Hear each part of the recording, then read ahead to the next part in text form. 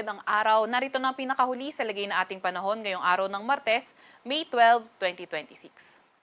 Narito ang ating pinakahuling satellite image kung saan meron tayong dalawang minomonitor na low pressure area. Etong una na nasa loob ng ating Philippine Area of Responsibility, ito yung si dating Kaloy. Kagabi, ng alas 8 nalusaw or humina na nga itong si Kaloy at naging isa na lamang low pressure area.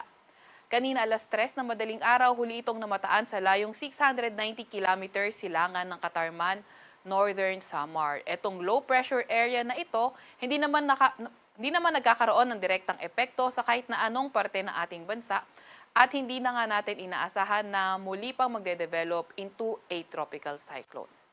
Samantalang itong isang low pressure area sa labas ng ating Philippine Area of Responsibility, kanina alas 3 na madaling araw, huling namataan sa layong 1,680 kilometers east ng northeastern Mindanao. Itong isang low pressure area na ito, hindi rin natin inaasahan or napakababa ng tsansa na maging isang ganap na bagyo at hindi rin natin inaasahan papasok ng ating area of responsibility.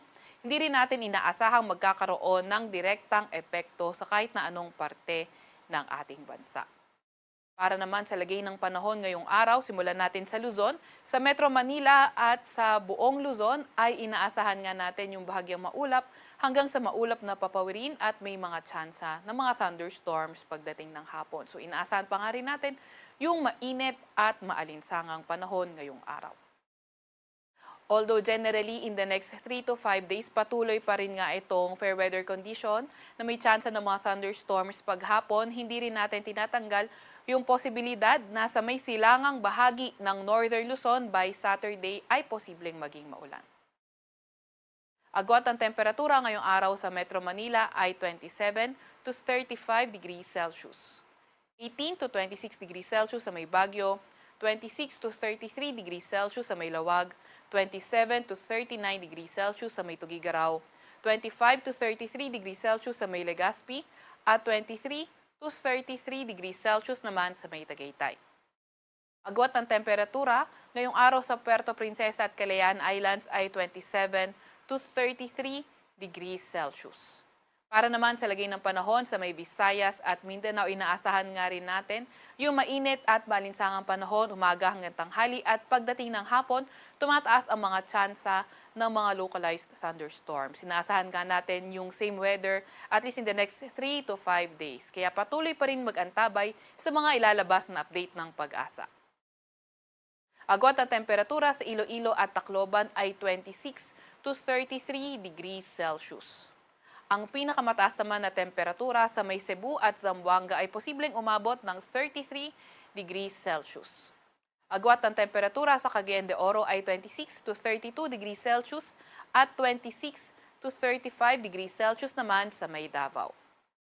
Update naman sa heat index kahapon, ang naitalang heat index sa Metro Manila ay 41 to 42 degrees Celsius.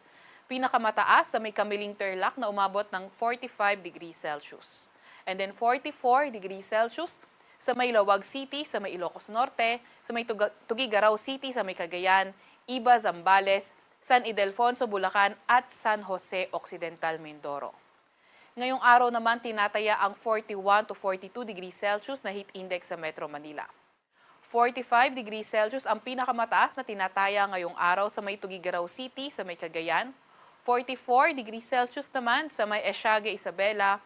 44 degrees Celsius din sa may Kasiguran, Aurora, Kamiling Tarlac, San Jose Occidental, Mindoro, Cuyo, Palawan at sa may Borongan, Eastern Samar. Para naman sa lagay ng karagatan, wala pa rin tayong gale warning sa kahit na anong dagat baybay ng ating bansa. Sa Kalakhang, Maynila, ang araw ay sisikat ng 5:29 ng umaga at lulubog ng 6:16 ng gabi. Huwag magpapahuli sa update ng Pag-asa. I-follow at ilike ang aming X at Facebook account, DOST-Pag-asa. Mag-subscribe sa aming YouTube channel, DOST-Pag-asa Weather Report. At para sa mas detalyadong impormasyon, bisitahin ang aming mga website, pag-asa.dost.gov.ph at panahon.gov.ph. At yan nga muna ang pinakahuli sa lagay na ating panahon. Mula sa Weather Forecasting Center ng Pag-asa, Veronica C. Torres, nag-uulat.